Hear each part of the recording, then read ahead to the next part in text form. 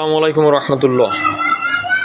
একটা ভিডিও নিয়ে আসলাম যে নিজেদের সমালোচিত বা নিজেদের কার্যক্রম যা আছে এটাকে প্রশ্নবিদ্ধ করবেন না বা নিজেরা সমালোচিত হবেন না। এই কথা কাদের উদ্দেশ্যে বললাম জানেন? এবং ছাত্র সমাজকে সমালোচিত করবেন না।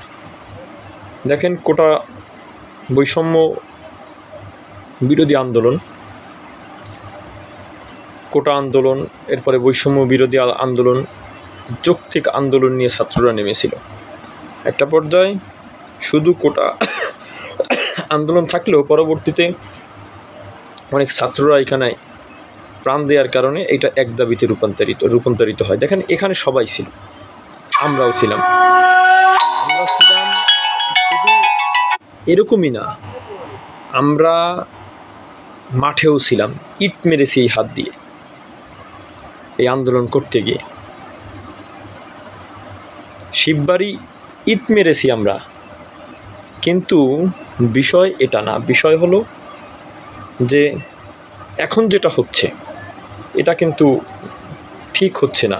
অনেক সমন্বয়ক তাদের কথা কিন্তু আপনাদের কথার মধ্যে কিন্তু বিভিন্ন রকম প্রবলেম আমি খুঁজে পাচ্ছি। দেখেন, আপনারা সরকারের একটা পতন চেয়েছিলেন, আমরা চেয়েছিলাম, সমস্ত বাংলাদেশ, শুধু ছাত্র না, সমস্ত ছাত্র জনতা চেয়েছিল। এইখানেই শেষ না। শুধু কি আপনারা চেয়েছিলেন? আপনাদের শক্তি কি?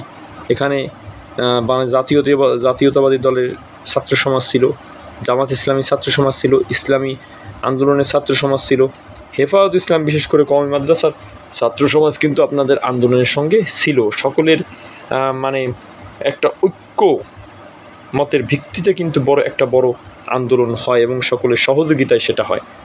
আপনারা তো বিবৃতি দিয়েছেন অনেকে, কিন্তু এখন যেটা হচ্ছে আপনারা পলিটিক্সে জড়িয়ে পড়তেছেন। শুধু তাই না, একটু নোংরা হয়ে যাচ্ছে কি না, যে সেনাবাহিনীর প্রধান তিনি কিন্তু খুব সুন্দর একটা কাজ করছেন এবং তার কাজ আমি 100% তাকে আমি স্যালুট জানাই। তিনি সুন্দর একটা প্রক্রিয়ায় কিন্তু সব কিছু গুছিয়ে এনে একটা ইন্টারিম গভর্নমেন্ট দিচ্ছে, যে গভর্নমেন্ট দ্রুত একটা নির্বাচন দিয়ে সাংবিধানিক জনভোটের মাধ্যমে যে সরকার গঠিত হয় সেই সরকারের কাছে ক্ষমতা হস্তান্তর করবে।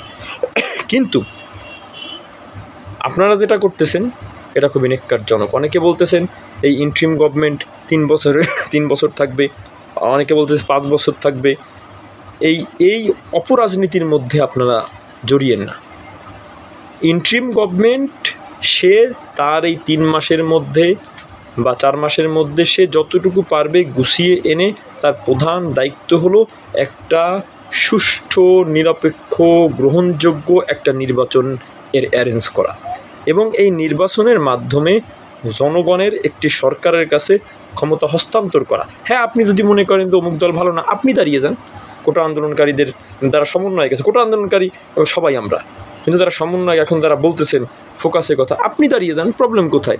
আপনি নেতৃত্ব দেন। আপনি আপনার দেখেন আপনার জনপ্রিয়তা কতটুকু, বা আপনি ভোটে দাঁড়ান, আপনি ভোট করেন, আপনি ক্যান্ডিডেট হন, আপনারা ক্যান্ডিডেট হন। চাইলে আপনারা দল করতে পারেন, দল করে নির্বাচনে দাঁড়িয়ে যান। কিন্তু আপনারা যেটা বলতেছেন একটা ইন্টারিম গভর্নমেন্ট, যেটা আপনার মধ্যবর্তী একটা গভর্নমেন্ট, যাদের কাজ হয় যে একটা জনগণের ভোটের একটা সরকারের কাছে ক্ষমতা হস্তান্তর করা, তার বিষয়ে অনেকে দাবি করতেছে। আমি অনেক সমন্বয়ের মুখ থেকে একটু এই কথার গন্ধ পেয়েছি যে 3 বছর থাকতে হবে, 4 বছর থাকতে হবে। কেন ভাই? জনগণ যাকে ভোট দিবে, জনগণ যদি আবারও আওয়ামী লীগ সরকারকে ভোট দিয়ে আনে, আওয়ামী লীগ সরকার ক্ষমতা আসবে। যদি বিএনপিকে ভোট দেয়, বিএনপি আসবে। যদি জামাতকে ভোট দেয়, জামাত আসবে। যদি ইসলামী আন্দোলনকে ভোট দেয়, তারা আসবে। কিন্তু এইখানে একটা সুষ্ঠু নির্বাচন জাতি দেখে না। 15-16 বছর একটা সুষ্ঠু নির্বাচন হয় না। এখানে একটা সুষ্ঠু নির্বাচনের পথ তৈরি হয়েছে, এখানে কিন্তু একটা ব্ল্যাক গেম এর গন্ধ আমি পাচ্ছি, যেটা খুবই দুঃখজনক ব্যাপার।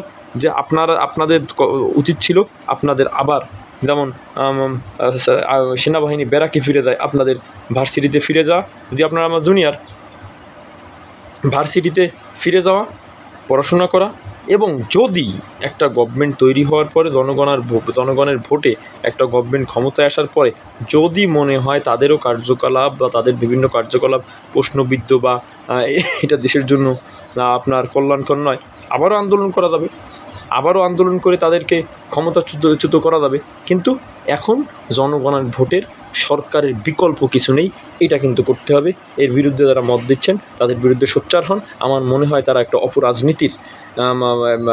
অপরাজনীতি দেশে আবার প্রত্যাবর্তন করতে যাচ্ছে কিনা এটা আমার সন্দেহ। ডে বাই ডে এটা আরও ক্লিয়ার হবে, তবে আমার কাছে বিষয়টা কোনোভাবেই ভালো লাগতেছে না। সকলে ভালো থাকবেন, সুস্থ থাকবেন। সালামু আলাইকুম ওয়া রাহমাতুল্লাহ।